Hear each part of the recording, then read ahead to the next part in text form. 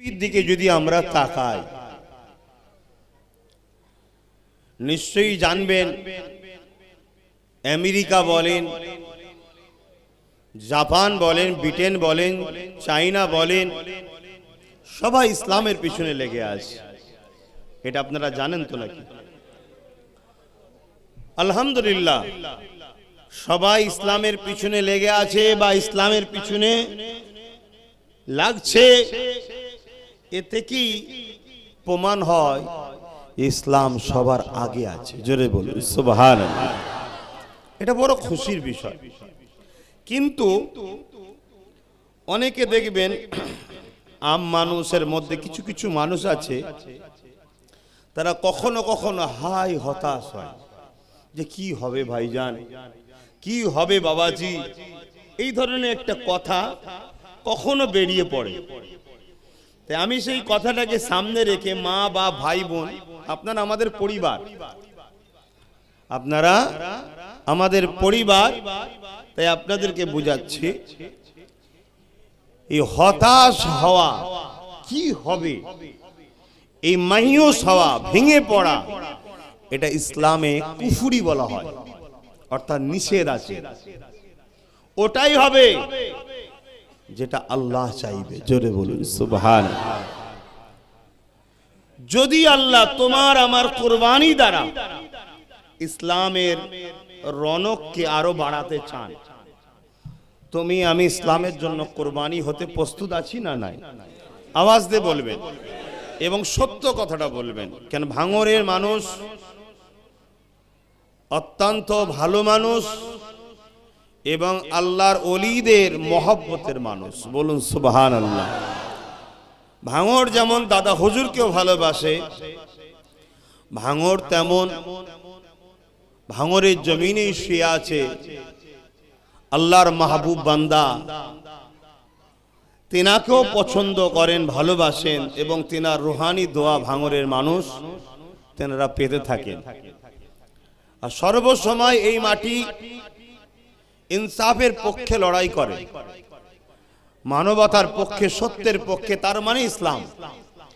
আমরা ইসলামটাকে অনেকে বলতে একদল ছদ্মবেশী মুনাফিক দ্বারা ইসলামটাকে শুধু ভাবিয়ে দিয়েছি দাঁড়ি, টুপি, নামাজ, রোজার দল।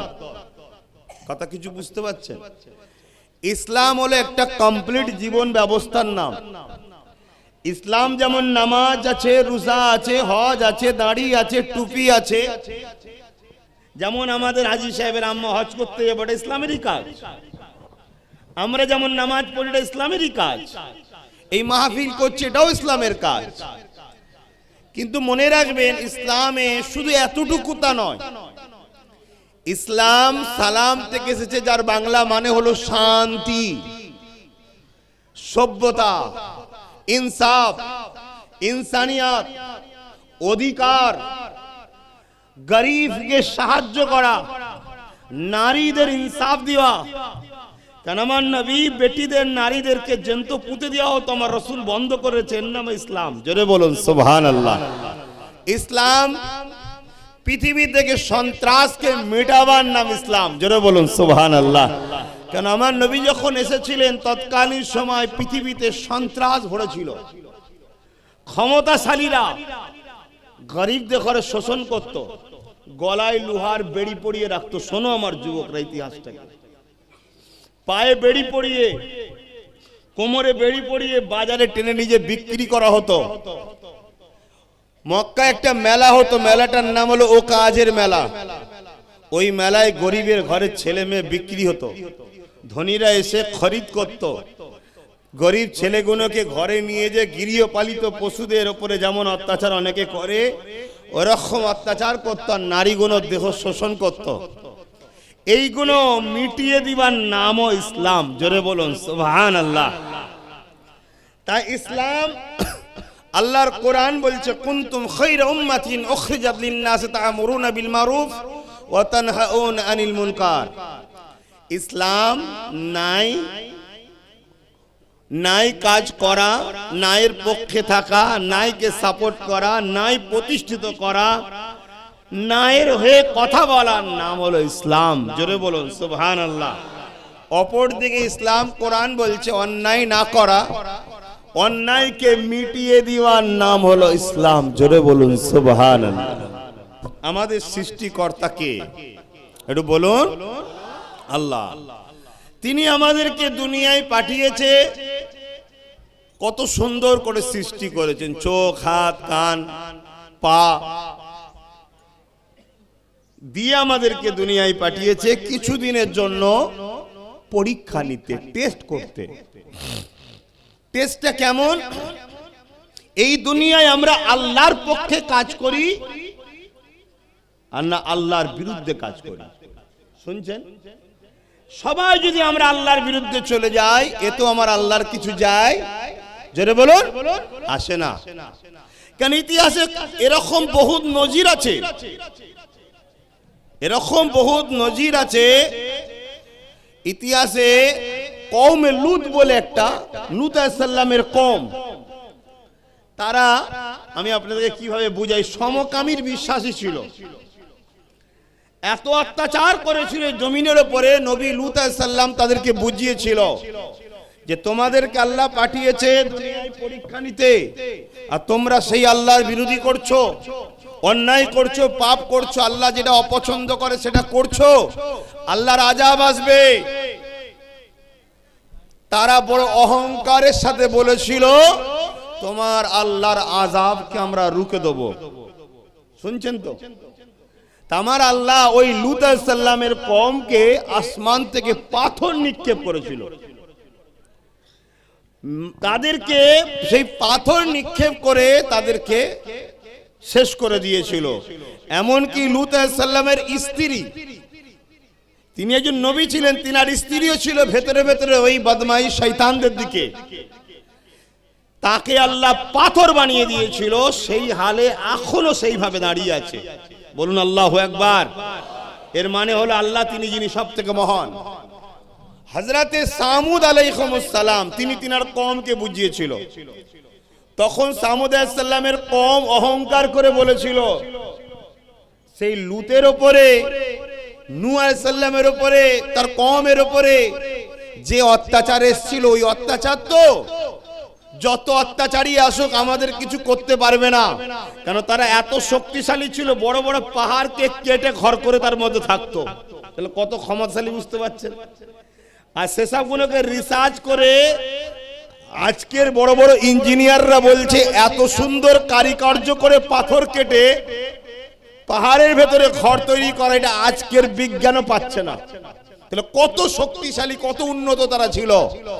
কিন্তু আল্লাহ পাক একটা আওয়াজ দিলেন, আওয়াজ, যে আওয়াজে যেখানে যেখানে তারা লুকিয়ে ছিল সেই আওয়াজ তাদেরকে যে অ্যাটাক করলো, তারা সেই আওয়াজের কম্পনে, আওয়াজের চোটে তারা সব সে জায়গায় মারা গেল। শুনছেন ভাই? তাহলে ইতিহাস আমাদেরকে প্রমাণ দিয়েছে যুগে যুগে একদল জালিমরা জুলুম করেছে, আল্লাহ তাদেরকে আযাব গজব দিয়ে ধ্বংস করে দিয়েছে। আমাদেরকেও আল্লাহ পাঠিয়েছে উম্মতে মুহাম্মাদি করে। আমাদের উপরে আল্লাহ স্পেশাল ইহসান করছে কি? আমরা যত বড়ই জুলুম করি, আল্লাহ আমাদেরকে দুনিয়ায় একভাবে, একত্রিত ভাবে সবাইকে আযাব দিয়ে মেরে দিচ্ছে না, কিন্তু আমাদেরও শাস্তি হাতে নাতে হচ্ছে। কিন্তু মেন আমাদের যারা অন্যায় করবে, আল্লাহর পরীক্ষায় যারা ফেল করবে, তাদের জন্য একটা বিচারের দিন আল্লাহ নির্দিষ্ট রেখেছে, ময়দানে মাহশর। তাহলে আমাদেরকে আল্লাহ পাঠিয়েছে কি জন্যে? তিনার হুকুম, তিনার রাস্তা, তিনার খুশি করার জন্য, অর্থাৎ ইসলামী জিন্দেগি কাটানো, মুহাম্মদ রাসূলের সুন্নতে জিন্দেগি কাটানো, মুহাম্মদ রাসূলের আদর্শে আদর্শিত হওয়া। শুধু মুখে দাবি করলে হয় না, বাস্তবে বলতে হবে। তবে অনেক কিছু পাপ আছে, তার মধ্যে কয়েকটা পাপ আছে যে পাপগুলো কখনো মাফ আল্লাহ করে না। তার মধ্যে একটা হলো শিরক, আর একটা হলো জুলুম। জুলুমকারীকে আল্লাহ কখনো ছাড়ে না, তার বিচার হবেই। কথা বুঝে আসছে? এবার টাইমটা কি? আমার থেকে বেশি ভালো যিনি আযাব দেবে, যিনি শাস্তি দেবে তিনি জানেন না অতএব তার উপরে ধৈর্য রাখতে হবে। এটা হচ্ছে হাকিকাত। আজকে মিডিয়া খুললে, ফেসবুক খুললে, ইউটিউব খুললে একটাই জিনিস দেখা যাচ্ছে, বিশ্বজুড়ে মুসলমান লাঞ্ছিত, অপমানিত, পদদলিত, বেইজ্জতি হচ্ছে না হয়নি। আবার একটা জিনিস দেখা যাচ্ছে কি, এই মুসলমানদের মধ্যে একদল মুসলমান যারা মুসলমানকে বেইজ্জতি করছে, লুটছে, মারছে, হত্যা করছে, তাদের সঙ্গে বিভিন্ন পার্টিতে নাচছে, ভালো মন্দ খেয়ে ফুর্তি করছে। পাওয়া যাচ্ছে না, যায় না। আজকে দেখুন, আমরা মিডিয়া খুললেই দেখছি কি প্যালেস্টাইনের ওপরে বড় বড় বোম চার্জ করে নিরীহ বাচ্চা, নিরীহ মানুষগুলোকে হত্যা করছে না, করে না? দেখছেন না, দেখেন না? যারা করছে, আবার অপরদিকে দেখুন তাদের সঙ্গে বিভিন্ন আরব দুনিয়ার রাজা মহারাজারা বড় বড় পার্টিতে নাচছে। এটা দেখছেন না, দেখেন? বলুন বলুন। তাহলে আমাদের সামনে দুটো দিক আছে, একটা হলো মুনাফিক আর একটা হলো প্রকাশ্য দুশমন। প্রকাশ্য দুশমন আমাদেরকে মারার তখন সাহস পায় যখন মুনাফিক প্রকাশ্য দুশমনকে রাস্তা করে দেয়। আমার কথা বুঝতে পারছেন তো আপনারা? এটা একটু বুঝুন। প্রকাশ্য দুশমন যখন রাস্তা মারার সাহস পায় যখন মুনাফিক তাকে রাস্তা করে দেয়। মুনাফিককে হুবাহুব দেখতে মুসলমান লাগে, মুনাফিককে হুবাহুব দেখতে মনে হয় নবীর উম্মত, মুনাফিককে দেখলে মনে হয় হুবাহু ইসলামেরই অনুসারী। কিন্তু দেখুন, যারা আমার নিরীহ ভাইগুলোকে মারছে, নিরীহ ভাইদের পক্ষে তো দাঁড়ালো না, তাদের হয়ে কোনো কথা বললো না, উপরন্ত সেই মুনাফিক গুলোকে বড় বড় পার্টি দিয়ে আনন্দ ফুর্তি করে খাচ্ছে। ঠিক না বেঠিক? এটা দেখা যাচ্ছে না, যায় না? এটা হচ্ছে ন্যাশনাল লেভেলে হচ্ছে, ইন্টারন্যাশনাল লেভেলে হচ্ছে। এই যে হাজার হাজার মা ঘর বাড়ি ছাড়া, হাজার হাজার বাচ্চা লাশ দেখছি আমরা, দেখছেন না, দেখেন না? এগুলো দেখে কি আপনারা ভেঙে পড়ছেন, ঘাবড়ে যাচ্ছেন? এটা কি নতুন জিনিস? কথা বলুন না। ইতিহাস বলছে, আমার আল্লাহ সূরা বাকারার মধ্যে বলছে, আমি আমার ভালোবাসার মানুষদের করে পরীক্ষা লব বিভিন্ন ভাবে। যেমন গরিব করে পরীক্ষা লব, কাউকে ক্ষমতায় আসনে বসে পরীক্ষা লব, কাউকে আবার জালিম স্বৈরাচারী শাসকের আন্ডারে রেখেও পরীক্ষা লব। তারা আমার উপরে কতটা আস্থা রাখে। কেন জিন্দেগি তো আর তাদের নয়, আমার আপনার জিন্দেগিটা কি আমার আপনার নাকি? বলুন বলুন। এ তো আল্লাহ দান করেছে। তারা আমার খুশির জন্য জালিমের মোকাবিলায় দাঁড়িয়ে কতটা অটুট হয়ে থাকতে পারে, এটা আমরা দেখব। এই যে আজকে বাচ্চাদের উপরে জুলুম, এই যে আজকে নিরীহ নিরীহ মানুষগুলোকে বোম মেরে শেষ করে দেওয়া হচ্ছে, এটা শুধু আজকে নতুন নয়, এর পূর্বে অনেক ঘটনা ঘটেছে। যেমন খেয়াল করে দেখুন, আমাদের দিলটা অনেক কষ্ট পায় বাচ্চাগুলোকে দেখে, তাই না? কি হ্যাঁ কি না বলুন না? কষ্ট পাচ্ছে, আরে বাচ্চাগুলো কি করেছে না? এটাই তো ঈমানের পরীক্ষা। আমার আপনার যদি দরদ হয় যে আল্লাহ সৃষ্টি করেছে, তেনার কি দরদ হচ্ছে না? বলুন বলুন বলুন বলুন। তারপরও তিনি খামোশ কেন? এটাই তো পরীক্ষা, এটাই তো পরীক্ষা মাকে, এটাই তো পরীক্ষা তোমার আমার, এটাই তো পরীক্ষা বিশ্বের যত মুসলিম রাষ্ট্র নায়ক রয়েছে তাদেরও। তারা ক্ষমতার আসনে বসে কি অসহায়দের জন্য করছে, এটাও পরীক্ষা। আর আমি এখান থেকে ওই অসহায় মানুষগুলোর মৃত্যু দেখে আমার দিলটা কাঁদছে কিনা, এটা একটা ছোট্ট পরীক্ষা। আমি আমার দিল থেকে যদি আমার কষ্ট ব্যথা লাগে, জানতে হবে আমার মধ্যে ঈমান আছে, তাই দয়া লেগেছে। জোরে বলুন সুবহানাল্লাহ। কিন্তু এটা নতুন নয়। নিশ্চয়ই আপনারা নাম শুনেছেন ফেরাউন, শুনেছেন না? ফেরাউন কিন্তু সে সাধারণ লোক ছিল না, ফেরাউন ছিল একজন রাজ ক্ষমতার লোক। তার হাতে রাজ ক্ষমতা ছিল, পাওয়ার ছিল। সে কি করেছিল? ক্ষমতার জোরে মানুষকে তার গোলাম বানিয়েছিল। এক কথায় বুঝতে পারবেন, তার উপরে কথা বলার কোনো রাস্তা নাই। তার ফোর্স রয়েছে, তার মিলিটারি রয়েছে, তার পুলিশ বাহিনী রয়েছে। আপনারা যে ভাষাগুলো বুঝবেন সেই ভাষাই বলছি। সেই ক্ষমতা দিয়ে ফেরাউন মানুষকে নিজের গোলাম বানিয়েছিল, কৃতদাস দাসী বানিয়েছিল। মানুষের উপরে জুলুম করত, অত্যাচার করত। মানুষ যদি একটু কেউ ভালো মতো কিছু করত, সঙ্গে সঙ্গে তার উপরে নতুন করে কর চাপিয়ে দিয়ে সেগুলোকে লুটে নিত। সবসময় গরিব বানিয়ে রাখতো মানুষকে, সোজা হয়ে দাঁড়াতে দিত না, মেরুদণ্ড ভেঙে দিত, যাতে করে আমার বিরুদ্ধে কেউ কথা না তোলে। শুনছেন? আর আমি যতটুকু ভিক্ষা দেবো ততটুকু এরা খাবে। আর দিনের শেষে ফেরাউন নিজের একটা করে ছবি পাঠালো বাড়ি বাড়ি। আমি কোরআন বলছি, শুনছেন তো? আমার আল্লাহ আমার নবীকেই ওয়াকিয়া শুনিয়েছে, এই ঘটনা শুনিয়েছে। আমি আপনাকে শোনাচ্ছি সেই আল্লাহর কথাটাকে। বাড়ি বাড়ি ফটো পাঠিয়ে দিয়ে বললো যে এটাই হলো তোমাদের মালিক, তোমাদের রব, তোমাদের আল্লাহ, এটাকে তোমরা মানো। যারা দৈনিক কোন রকম ভাবে ফেরাউনের দয়া একটু খেতে পায়, তারা চিন্তা করে দেখলো আমি তো কমজোর, আমি তো ফেরাউনের বিরুদ্ধে লড়াই করতে পারবো না। আর যদি আমি না মানি খাবারটা পাবো না, জানটা চলে যাব। এই মেন্টালিটির মানুষরা ফেরাউনকে খোদা বলে মেনে নিল। আর এই গরিবদের মধ্যে আবার এক শ্রেণীর মানুষ বলল, আরে মরে যাব তবুও ভালো, আমার সৃষ্টিকর্তা আল্লাহর সঙ্গে ধোঁকা দেবো না, তিনি আমার মালিক। জোরে বলুন সুবহানাল্লাহ। দুটো জিনিস হয়ে গেল, দুটো রাস্তা তৈরি হয়ে গেল।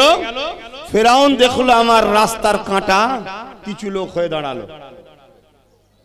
শুনছেন তো? ফেরাউন তখন তার ক্ষমতা প্রয়োগ করে ওই যারা ফেরাউনকে খোদা বলে মানলো না তাদের বিরুদ্ধে ফোর্স চালালো, জুলুম করতে লাগলো, তাদেরকে জেলে ভরতে লাগলো, তাদেরকে হত্যা করতে লাগলো এবং হত্যাটা জনসম্মুখী করতে লাগলো। জুলুমটা লোকের সামনে করতে লাগলো, যাতে করে দেখে মানুষ ভয়ে আর কেউ না আওয়াজ, শুনছেন, তুলতে না পারে। বাবা দরকার নেই, ফেরাউনের বিরুদ্ধে কথা বলবো না। দেখলি ও বলেছিল ওকে কি মার মারলো, বলেছিল বলে দেখলি ওর ঘর বাড়ি সব ভেঙে ফেললো, বলেছিল বলে দেখলি ওকে নিয়ে যে গরম বালিতে শুইয়ে বুকে ভারী পাথর চাপিয়ে দিল। এই ভয়টা তাদের মাথায় ঢুকাতে চাইলো। শুনছেন? কিন্তু আল্লাহ তার কুদরতকে বোঝে। এই জমিনের উপরে সব সময় একদল লোককে আল্লাহ রেখে দিয়েছে, এত জুলুম দেখার পরও তারা অন্যায়ের মোকাবেলা করছে, করে যাবে। জোরে বলুন সুবহানাল্লাহ। আরো জোরে বলুন। যাদেরকে আল্লাহ নিজেই সিলেক্টেড করেছে, যেগুলো আমার জান্নাতের স্পেশাল বান্দা। শুনছেন ভাই?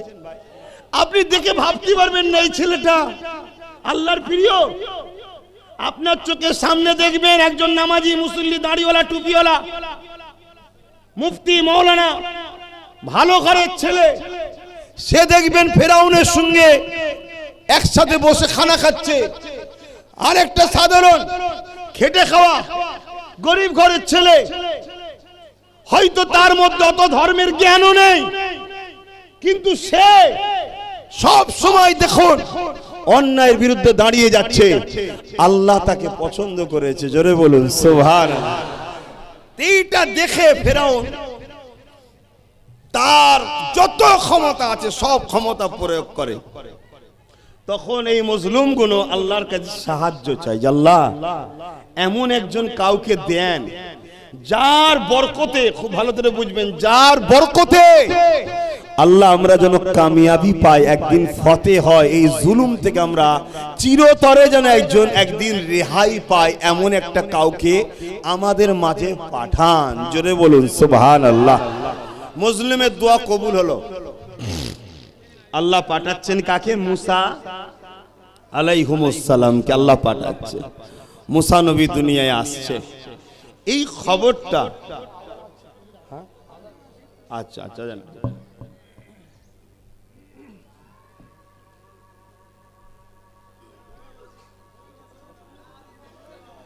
আজান দিচ্ছে বলে আমি চুপ করে গেলাম, তো আপনারা কথা বলছেন কেন?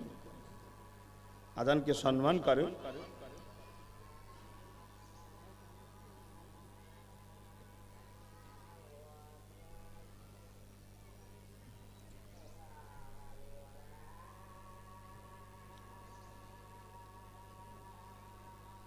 سيدنا مولانا محمد وعلى آله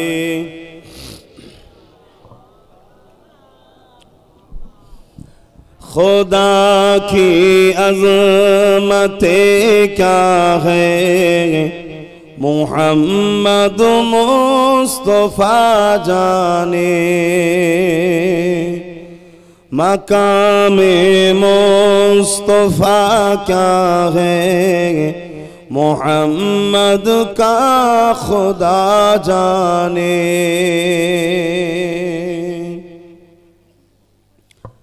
सदा करना थी मेरे बस, मैंने तो सदा कर दी। वो क्या देंगे मैं क्या लूँगा, वो क्या देंगे मैं क्या लूँगा, सखी जाने कदा जाने, खुदा की अज़मत क्या है, मोहम्मद मुस्तफ़ा जाने, मकामे मुस्तफ़ा क्या है, मोहम्मद का खुदा जाने। दुआ करते रखे न यारो हाजरी मदीने के लिए, मदीने हाजरी के मांगते रहना दुआ यारो। अशर होगा या नहीं होगा, अशर होगा या नहीं होगा, नबी जाने दुआ जाने, खुदा की अज़मत क्या है, मोहम्मद मुस्तफ़ा जाने। अल्लाहुम्मा सल्ली अला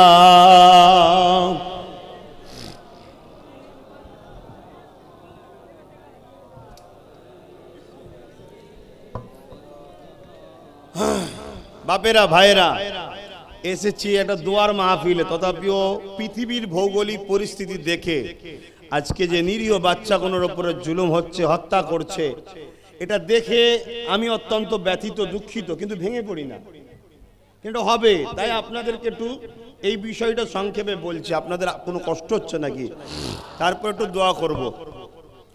তো আমি যে কথা বলছিলাম, তাহলে ফেরাউন সে অনেক জুলুম করেছে, তার জুলুমটা উরুজে একদম শেষ লঙ্গে চলে গেছে।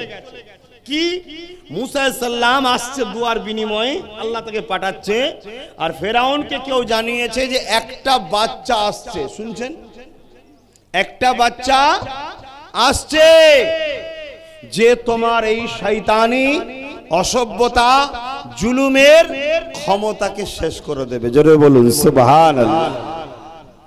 মানুষকে সে মুক্তি দেবে, আজাদ দেবে, ইনসাফ দেবে, ইনসানিয়ত দেবে, গরিবের মুখে হাসি ফুটাবে, বিধবার তার ইনসাফ অধিকার দেবে।